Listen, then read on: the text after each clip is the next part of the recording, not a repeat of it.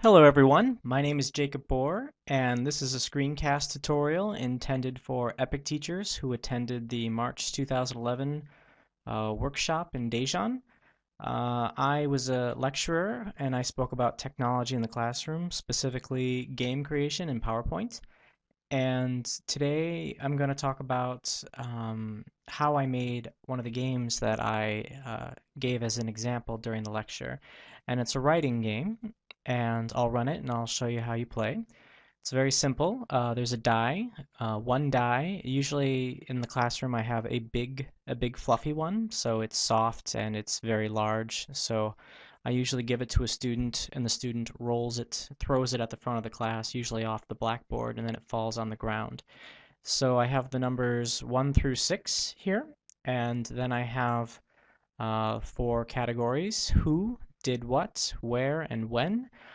Just to help out my students. I usually teach 5th and 6th grade. I've given them the Korean too, so they're confident of what these are. And I've chosen, 6 people. Mr. Bohr, that's me, Batman, an alien, Zangu, SpongeBob, Shiny. Shiny is a K-pop group. Zangu is a popular cartoon character. Did what? That's all past tense. Where? I tried to use a variety of prepositions: on, in, at. And then when, once again, I tried to use a bunch of different ways to express when something could have occurred. So at the beginning of the game, I tell all the students to write down on a piece of paper. I'll give them a blank piece of paper with the boxes to fill in, and I'll tell them to choose 3 sentences, and they can choose anything they want. So, for example, Mr. Bohr did yoga on the playground at lunch. Or Shiny danced backwards on the moon at midnight. Or Batman watched TV at the PC bong on my birthday. Every sentence is correct. And I tell them this. I tell them it doesn't matter what combination you use, the sentence, although it might be funny and strange, is grammatically correct. And so everyone chooses 3 sentences, and there's going to be 3 rounds to the game. So the first thing we do is we roll the dice, and if it comes up, for example, 2, I then click on Batman, and Batman disappears. So everyone who wrote on their piece of paper for their first sentence, Batman did something, they're out. So everyone is standing at this point, and whoever wrote Batman has to sit down. You then go to the next category, roll the dice. So let's say it comes up 5, went swimming. Anyone who wrote went swimming, so even if it was an alien went swimming, not just Batman, anyone who wrote went swimming is out, so they have to sit down. Then you just keep going. Roll the dice again. Let's say it was a 3, so at the PC bong. Roll the dice again. It was a 1 at midnight. So if anyone said any of these things anywhere in their sentence, they're out of the game. They have to sit down. And then you start again. So roll again for a person. Let's say it comes up SpongeBob. Whoever wrote SpongeBob is out. Roll again. Whoever wrote ate pizza is out. Roll again. Whoever said at home is out. Roll again. Whoever said this morning is out. Usually by the 3rd round, you'll get to a winner. And you can say the last 3 people or the last couple people all win. In my classroom, I have a reward system of little tickets I give them that they work towards the end of the semester going towards a prize. So I usually give tickets to the last 2, and I have them read their sentence out loud to the class. So let's say we eliminate another round worth of places. So the winning student might have had the sentence, an alien played video games on the moon at lunch. They would have won.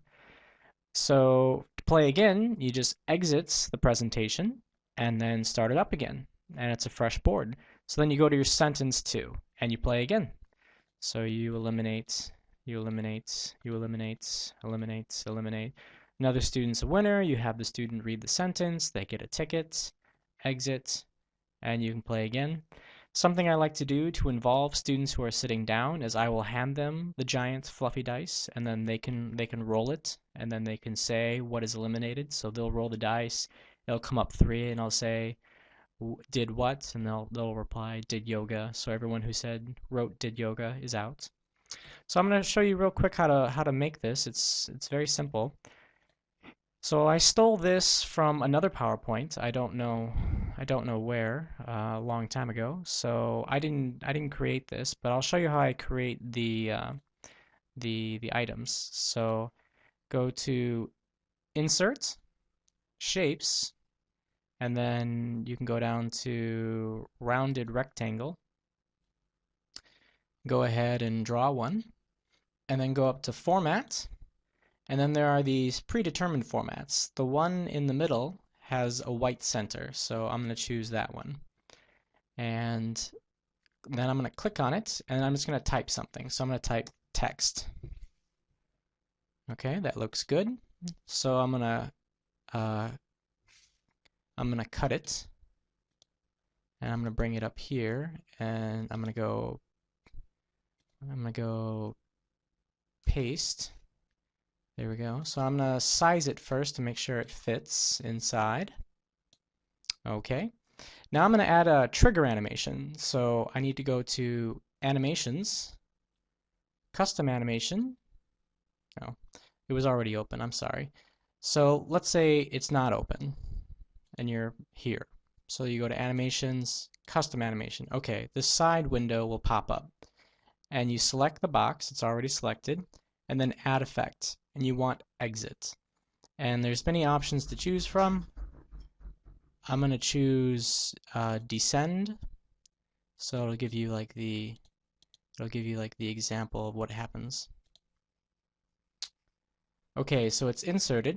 Now you're going to want to come over here, click on this, then go to Timing. And the Timing tab will show, and you're going to go down to Triggers, and then Start Effect on Click of. And there's going to be many things in here, table, pictures, so forth. You want rounded rectangle, sorry, and it says text. So it's the text that you typed in. I just wrote text. And then click. So to make sure it works, click Run the program, run the presentation, and then click on it. And it disappears. So now we're just going to copy and paste this many, many times. So I'm going to select Control C for copy, Control V for paste. So get the next one, next one, next one, next one. Now I'm going to select all of these. Control C, Control V. And the did what box is a little bit wider, so you can just make this a little bit wider. And then Control C, Control V.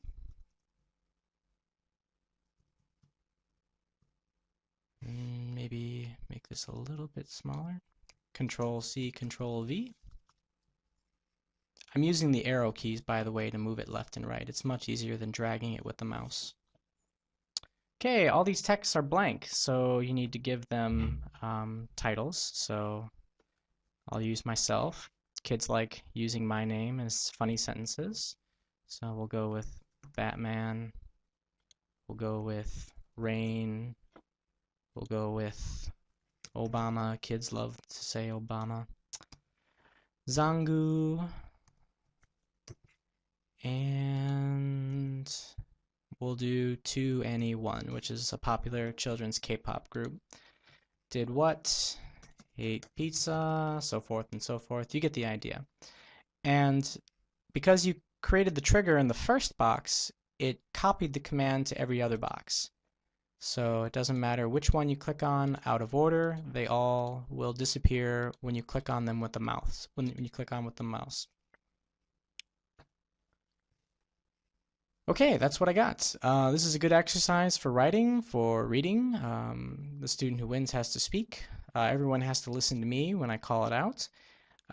You can change the tense. You can change the vocab. You can change people. You can change where. You can change when. You can change, if you want to be what will you do? What are you doing? What did you do? You can change the tense. So this is a fun game, fun exercise. It's usually good for maybe 10 to 15 minutes in a classroom.